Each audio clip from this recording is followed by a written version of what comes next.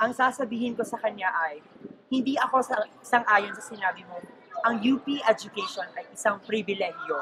Dahil para sa amin, ang UP, ang Universidad ng Pilipinas ay para sa lahat.